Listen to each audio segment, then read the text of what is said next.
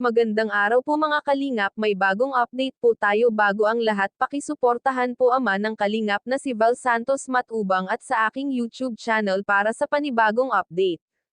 Sa ngayon ay natapos na ang bahay ni Dara, hindi na ito malalagay pa sa alanganing sitwasyon, siguradong safe na ang kanilang kalagayan. Dahil may sarili na silang bahay na magiging komportable sila.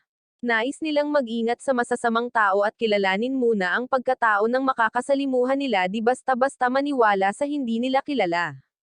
Naging matured na ang pag-iisip ni Dara, ang laki ng kanyang pinagbago simula nang makasama nila ang Kalingap. Napakalaking ehemplo ng Kalingap para sa kanila dahil sobrang nag-iba na ang pamumuhay nila dati kesa sa ngayon.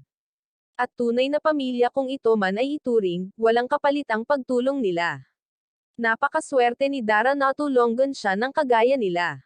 Sa di inaasahan bigla ang nag-back ang lahat. Sa paniniwala natin na sana ay huwag lumayo ang kalooban ni Dara sa mga Kalingap. Dahil tinanggap siya nito ng buo, kahit sino man siya ay itinuring na kapamilya si Dara ng mga Kalingap at naging mabuti ang pakikitungo sa kanya.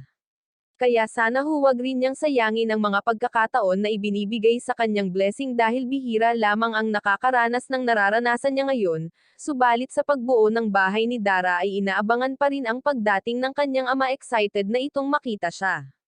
Pero hindi pa rin buo ang pagkampante ni Dara sa bagong bahay niya, may takot pa rin ito dahil sa wala pang kasama na mas nakakatanda sa kanila, kundi dalawa lamang sila.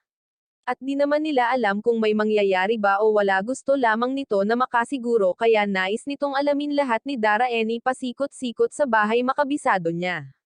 Nakakalungkot man siguro iisipin dahil malaki ang bahay nila pero dalawa lang sila na nakatira. Mas sasaya pa kung magkakasama na ang buong pamilya ni Dara, pero hindi naman ito pinapababayaan ng Kalingap. Patuloy pa rin ang pagsuporta sa kanya pati na sa mga sponsor nito. Maraming salamat po, pakisuportahan po Kalingap Rob channel at sa aking YouTube channel. Please like, share, subscribe and comment ng inyong mga opinion. Thank you and God bless.